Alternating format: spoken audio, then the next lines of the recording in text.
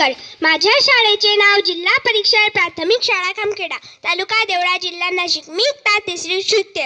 अध्यक्ष महाशय, पूज्य गुरुजन वर्ग आणि येथे जमलेल्या माझ्या बालमित्रांनो, आज मी तुम्हाला स्त्री शिक्षणाचे महत्त्व याबद्दल 2 शब्द सांगते. ते तुम्ही शांत चित्ताने ऐकावे अशी माझी नम्र विनंती आहे.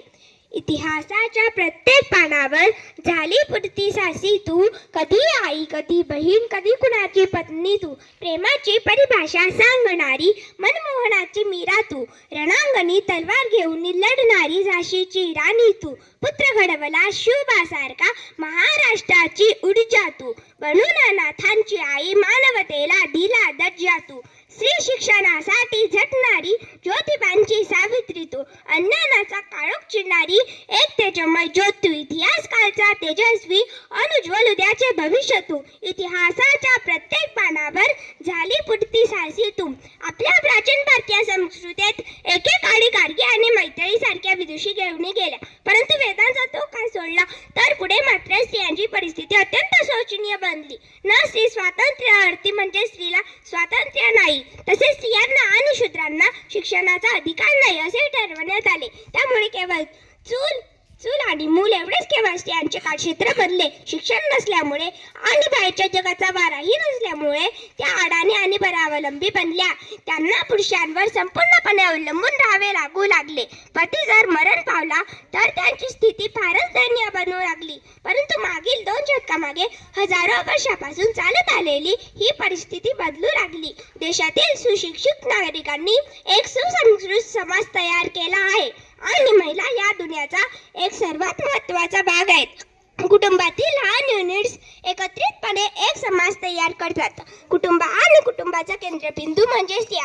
जर स्त्री शिक्षित असेल तर कुटुंब सुशिक्षित असते, तेव्हा संपूर्ण राष्ट्र सुशिक्षित असते. एक महान विचारवंत ऋषी म्हणाले आहेत, जर तुम्ही मला 100 आदर्श माता दिल्या तर मी तुम्हाला एक आदर्श राष्ट्र देईल. कुटुंबात मुलाची पहिली शिक्षा काही असते आणि मुलाला आपल्या घरी जे प्राथमिक शिक्षण मिळते ते जगातील कोणत्याही शाळेत प्राप्त घेऊ शकत नाही. म्हणून सर्वांगीण मानव विकासासाठी तिचे शिक्षण आवश्यक आहे आणि जेव्हा ते स्त्रियांकडे येते तेव्हा ते पूर्णपणे आवश्यक होते. भारताचा एक समृद्ध इतिहास आहे जो स्त्रियांच्या उल्लेखनीय कथांनी भरलेला आहे, ज्यांनी नियमाचे उल्लंघन केले आहे, अडथळे तोडले आहे आणि आपल्या इतिहासाच्या पानावर अमिट छाप सोडली आहे. प्राचीन काळापासून ते आजपर्यंत या कणखर स्त्रियांनी आपल्या धैर्याने, बुद्धिमत्तेने आणि लवचिकतेने अनेक आणि प्रेरणादायी पिढ्यांचे मार्ग प्रकाशित केले आहे. महिला सक्षमीकरणासाठी शिक्षण हे एक सशक्त साधन आहे. दर्जेदार शिक्षण घेऊन आम्ही मुलींना त्यांच्या क्षमता ओळखण्यात आणि त्यांना नेते, दूरदर्शी आणि बदलाचे प्रतिनिधी बनण्यास सक्षम बनविण्यात मदत करू शकतो. कल्पना चावला, डॉक्टर आनंदीबाई जोशी, किरण बेदी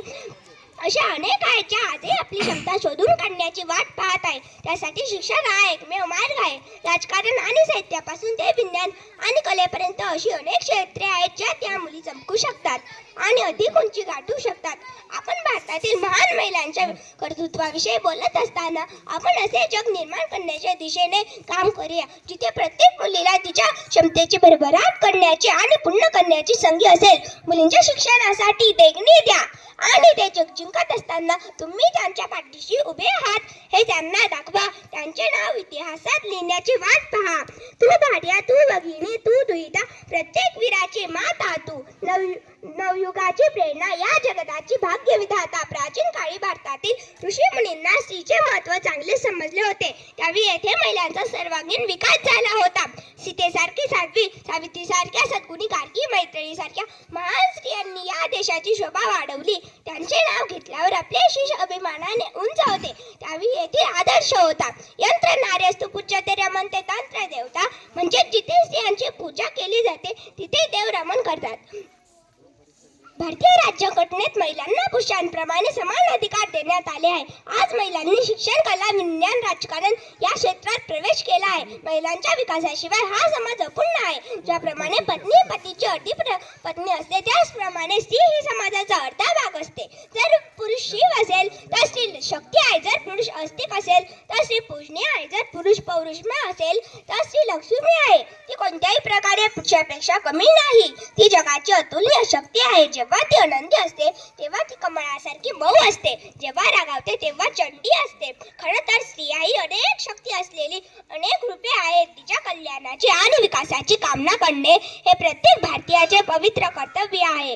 ती आई आहे, ती ताई आहे, ती मैत्रीण आहे, ती पत्नी आहे, ती मुलगी आहे, ती जन्म आहे, ती माया आहे, ती सुरुवात आहे आणि तीच नसेल तर सारं काही व्यर्थ आहे. शिक्षणामुळे आपल्या भारतातील महिला विक्रमी झाल्या. त्यात इंदिरा गांधी भारताच्या पहिल्या महिला पंतप्रधान तसेच भारतरत्न विजेती पहिली भारतीय महिला Vijayalakshmi, Pandit Sarojini Naidu, Suchita Kripalani, Savitribai Phule, mother Theresa, Anandibai Joshi, Kiran Bedi, Kalpana Chawla, captain Chandra, Sushmita Sen, Sheetal Mahajan या स्त्रिया होऊन गेल्या.